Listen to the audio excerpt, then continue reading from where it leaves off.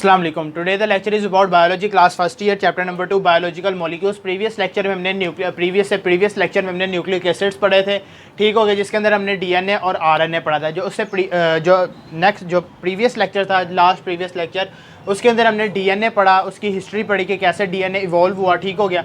आज हम पढ़ेंगे आरएनए और उसके टाइप्स, ठीक हो गया। जाहिर सी बात है, ये भी न्यूक्लिक एसिड की एक टाइप है।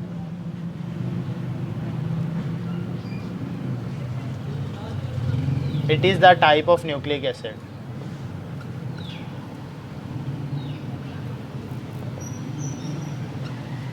ठीक हो गया।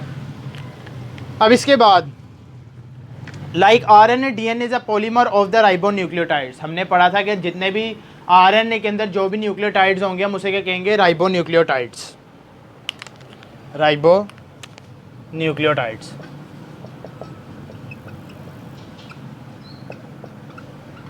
यानी कि मुख्तलिफ राइबोन्यूक्लियोटाइड्स मिले, उन्होंने क्या बना दिया? आरएनए बना दिया, ठीक हो गया। ये हमने न्यूक्लिक एसिड्स के लेक्चर में हमने पढ़ लिया था, ठीक हो गया। अब उसके बाद the RNA molecules occur as a single strand which may be folded back on itself और give a double helical characteristic. जब हमने डीएनए का तो ये स्ट्रक्चर पढ़ा था ना कि यहाँ तो वो एक सिंगल हेलिकल स्ट्रक्चर भी हो सकता है, वो तो हमने वैसे ही पढ़ा था।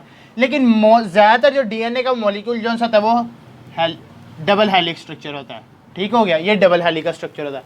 लेकिन राइबोन्यूक्लियोटाइड का स्ट्रक्चर कैसा होता है? उसका स्ट्रेट चेन में भी हो सकता है, सिंगल स्ट्रैंड में भी हो सकता है, ठीक हो गया। उसका फोल्डेड बैक में भी हो सकता है, यानी कि आपस में फोल्डेड बैक होना, या उसका डबल हेलिकल स्ट्रक्चर भी हो सकता है। इसके 3 स्ट्रक्चर्स होते हैं, ठीक हो गया। लेकिन डीएनए का ज़्यादातर हेलिकल स्ट्रक्चर होता है, यानी कि डबल हेलिक्स स्ट्रक्चर ही होता है उसका ज़्यादा, ठीक हो गया। अब इसके बाद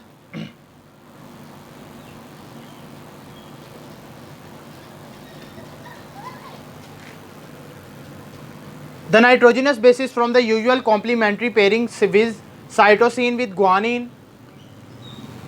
अब आरएनए के अंदर जो सी न्यूक्लियोटाइड की वही ज़्यादातर सेम रहती है, यानी कि साइटोसिन के गुआनिन के साथ और यूरेसिल की एडेनिन के साथ। ये भी एक नाइट्रोजनस बेस है, मैंने आपको बताया था यूरेसिल। इसके अंदर थायमिन ना हो वो भी ठीक है, लेकिन इसके अंदर जो ज़्यादातर मोस्ट इंपॉर्टेंट जो नाइट्रोजनस बेसिस होती हैं उसका पेयर किसके साथ होता है? साइटोसिन का गुआनिन के साथ और यूरेसिल का एडेनिन के साथ, ठीक हो गया। अब वो कहता है RNA synthesized by the DNA in the process is known as the transcription and translation. ये आप लोगों ने 2 प्रोसेसेस पढ़े होंगे। RNA synthesized by the DNA in the process is known as a transcription, यानी कि सबसे पहले डीएनए होता है। ये आप लोगों ने पढ़ा हुआ है कि सबसे पहले डीएनए होता है। डीएनए से आगे फर्दर जो होता है वो मैसेंजर आरएनए, यानी कि मैसेंजर आरएनए ले लें या खाली आरएनए ले लें। डीएनए से आगे आरएनए का कन्वर्ट होना उसे हम कहते हैं ट्रांसक्रिप्शन, और आरएनए का आगे प्रोटीन्स में कन्वर्ट होना उसे हम कहते हैं ट्रांसलेशन।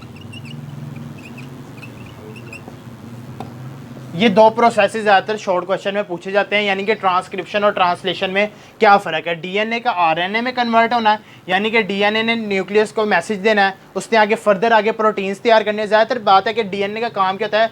उसका मैसेज ट्रांसफ़र कराना होता है, ठीक हो गया, न्यूक्लियस को, या न्यूक्लियस से मैसेज लेना या उसे ट्रांसफ़र करना। उसने आगे क्या करना है? आरएनए में कन्वर्ट कर देना है। आरएनए ने क्या आगे करना है? जो न्यूक्लियोटाइड्स वगैरह, राइबोसोम्स वगैरह पे उसने राइबोसोम्स वगैरह बनाने, न्यूक्लियोटाइड पर राइबोसोम्स बनाएगा, तो ये आरएनए किसके अंदर कन्वर्ट हो जाएगा? प्रोटीन्स के अंदर कन्वर्ट हो जाएगा, ठीक हो गया। ये प्रोसेस था ट्रांसक्रिप्शन और ट्रांसलेशन। ये आपको कॉन्सेप्ट समझ आ गया होगा, ठीक हो गया। अब इसके बाद टाइप्स ऑफ आरएनए कौन कौन से होती हैं? ज़्यादातर जो मेन टाइप्स हैं इसकी, मैसेंजर आरएनए, ट्रांसफ़र आरएनए और ribosomal RNA. Messenger RNA, transfer RNA और राइबोसोमल आरएनए। अब हम इसकी फर्दर आगे जो इसकी टाइप्स है उसको फर्दर डिटेल से पढ़ते हैं। सबसे पहले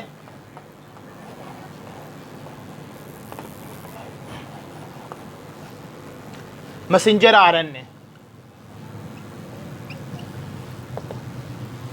as the name indicates that it takes the genetic message from the nucleus to the ribosome in the cytoplasm to form the proteins। Cell ले लें आप, इसके अंदर न्यूक्लियस बना लें,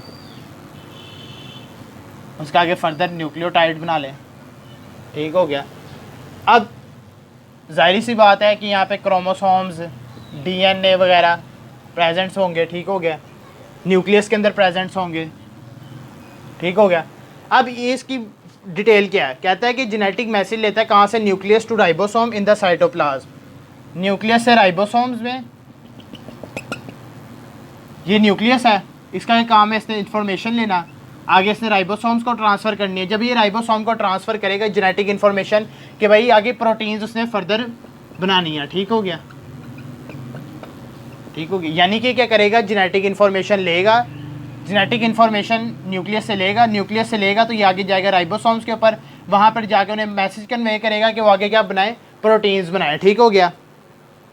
messenger RNA carries the genetic information from DNA to ribosomes. Messenger RNA जो सा होता है ना, मैसेंजर आरएनए वो क्या करता है कि वो डीएनए से मैसेज लेता है, वही ना कि डीएनए से आरएनए में कन्वर्ट होना। आगे आरएनए के फर्दर फेसेस होते हैं, मैसेंजर आरएनए, ट्रांसफ़र आरएनए और राइबोसोमल आरएनए। ठीक हो गया। इसके आगे फर्दर आगे 3 प्रोसेसेस होते हैं। अब इसने करना है डीएनए से इंफॉर्मेशन लेनी है, डीएनए ने किससे लेनी है, न्यूक्लियस से, न्यूक्लियस से आगे डीएनए तक जानी है, आरएनए ने डीएनए से इंफॉर्मेशन लेनी है, तो उसने आगे फर्दर मैसेंजर आरएनए को ट्रांसफ़र करनी है और मैसेंजर आरएनए ने क्या आगे करनी है, प्रोटीन्स की आगे कन्फर्मेशन करनी है। ठीक हो गया। This type of RNA consist of the single strand variable length. इस टाइप, ये जो मैसेंजर आरएनए का जो सा था ना, वो खाली एक सिंगल स्ट्रैंड होता है, इसका डबल हेलिकल स्ट्रक्चर नहीं होता। ठीक हो गया। This type of RNA consists of the single. Its length depends upon the size of gene as well as the protein for which it is taking the message. अब वो कहते हैं इसकी लेंथ किसके ऊपर डिपेंड करती है, जीन के ऊपर या प्रोटीन के ऊपर,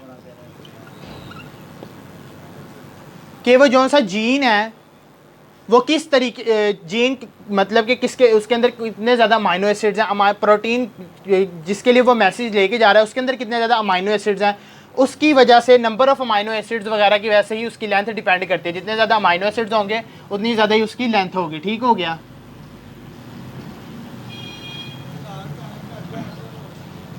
ठीक हो गया।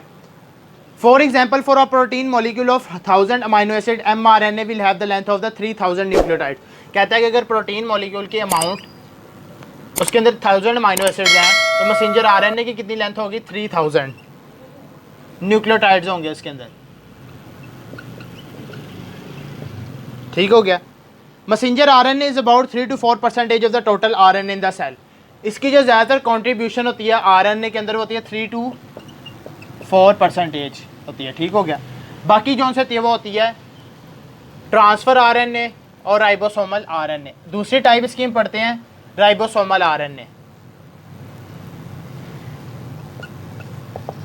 अब राइबोसोमल आरएनए क्या होता है, इसका जब मेन पर्पस होता है ना, जैसे डीएनए,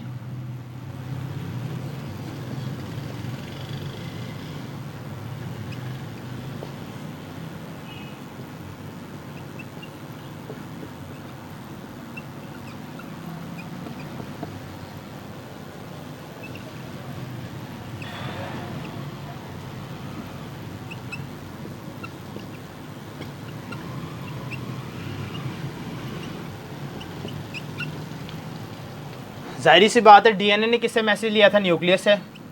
दोबारा मैं रिपीट कर रहा हूँ, न्यूक्लियस ने मैसेज दिया जेनेटिक इन्फॉर्मेशन का डीएनए को, आरएनए ने आगे डीएनए से मैसेज लिया किस चीज़ का, कि किस टाइप की प्रोटीन होनी चाहिए।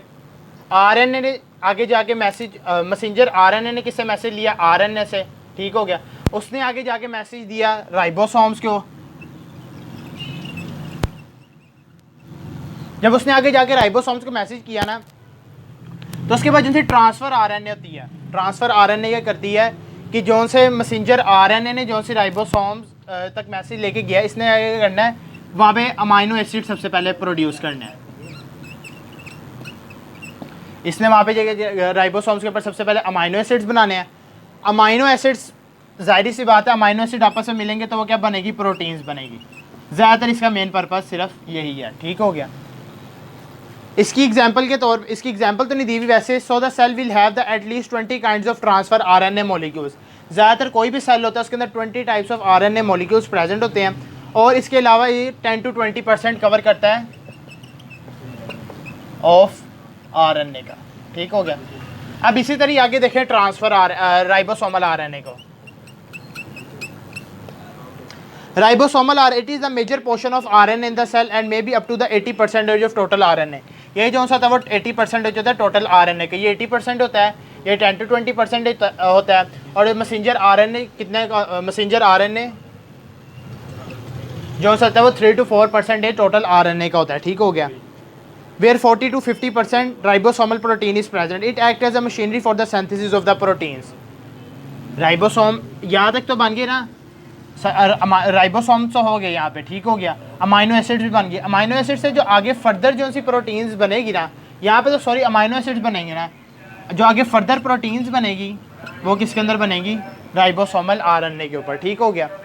और इसके अंदर on the surface of the ribosome the messenger RNA and the transfer RNA molecules interact to translate the information from the genes into the specific portion. जो मैसेंजर आरएनए होता है और ट्रांसफर आरएनए होता है ना, ये ज़्यादातर कहता है कि जब हमने पढ़ा था कि डीएनए से आरएनए ट्रांसक्रिप्शन, आरएनए से प्रोटीन्स ट्रांसलेशन, कहता है कि जो आरएनए के अंदर जो मेजर पोर्शन जो कि ट्रांसलेशन में हिस्सा लेता है वो मैसेंजर आरएनए का लेता है और ट्रांसफर आरएनए का लेता है। लेकिन ज़्यादातर जो पोर्शन होता है ना आरएनए का जो कवर करता है वो राइबोसोमल आरएनए होता है, क्योंकि इसके ऊपर ही प्रोसेस होना होता है और प्रोसेस करके ये अमाइनो एसिड जो होते हैं वो आगे प्रोटीन्स में कन्वर्ट होते हैं। ये था आज का हमारा lecture RNA and its types. Hopes हो कि आपको लेक्चर समझ आ गया हो। Thank you very much. Allah हाफिज़।